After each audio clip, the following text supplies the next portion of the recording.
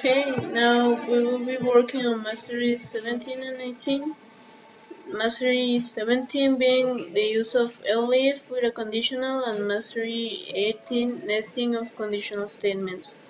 So we know that a conditional statement is used to perform different tasks depending on whether a conditional is true or false. But there may be situations where you want to check for another condition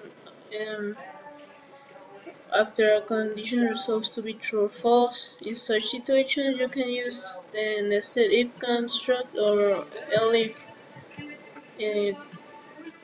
with a conditional. First, let me give you an example of nesting of conditional statements. We'll new file. So let's ask the user a number, an integer number.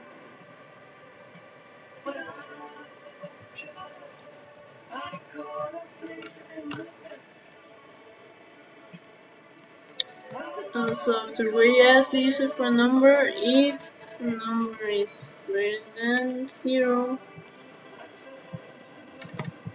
we want it to look at other conditionals. So we write another if within that if the number is greater than 50, we will print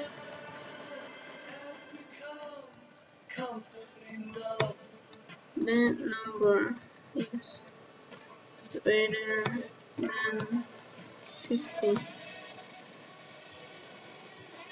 Now else, this else will be within this conditional. So if it's greater than 0 or less than 50, it will print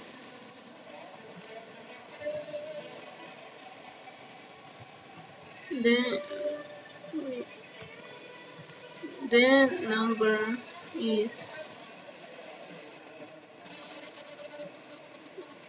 not is less than 50 but greater than 0,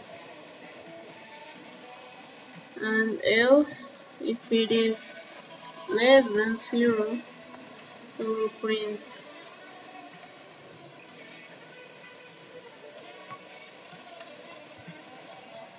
the number is less than 0. So this should do. Let's run this. So it asks for a number, let's say 400, the number is greater than 50. Let's run again. Let's try 48. The number is less than 50 but greater than 0. Let's run once again. Say 79. Number is greater than 50. Let's run once again. Let's say minus 20. The number is less than 0. So we can see that since this number is greater than 0, it goes here. Then checks if it's greater than 50. Since it is, it performs this task. This time it is greater than 0, then goes over here, but it's less than 50, so it performs this task. And this one is greater than 0 and greater than 50, so it goes here. It's greater than 50, and then here number is less than 0, so it goes here and performs this task. You can see there this else, this is if and else inside an if. This is the nesting of conditional statements. Indentation, take a look at the indentations. These if and else are indented to the right within this if, and the tasks are indented as well. It's very important. Remember the syntax with colons and the condition in the if. Now, what if we want to make this simple with an elif conditional? First, we will need this to be indented. under this. Let's just move everything to left. Wait. And elif receives conditionals as well, just as if is a combination of else and if. But let's now if needs another test to perform if it's true. Let's say print the number is greater than 0. But if we take a look here, we write another elif, number is less than 50. We can make a compound condition with this word and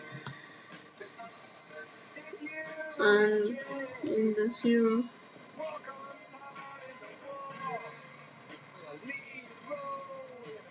No. Let's do something, because if we run it like this, the first condition that we check is this one. So every time I write something greater than 0, be it even something greater than 50, we'll do this task first. And it will completely ignore this one, so let's change this. Or if I write an elif with the conditions at less than 50 and num is bigger than 0, it will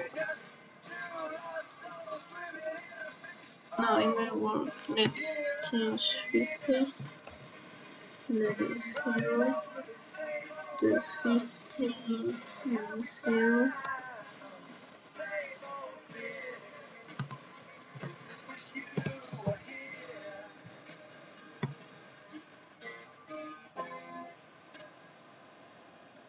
Let's just keep this one to make things simple.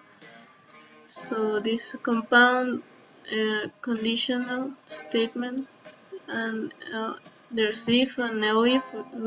As you can see, we don't need it to be indented, but the task inside are still indented, so it looks a little bit nicer. So let's run this. Wait, don't forget the colon. Now run, accept. Now let's write something 20. It's less than 50 but greater than 0. Let's run again. Write 68. Number is greater than 15. Let's run again. Minus 20. The number is less than 0. So here is an elif is an easier way of performing nesting of conditional statements, but conditional statement, remember, it's an if within an if. So if you ever want to check another conditional, you can either use nesting or elif. So that's basically this masteries. I will see you next time.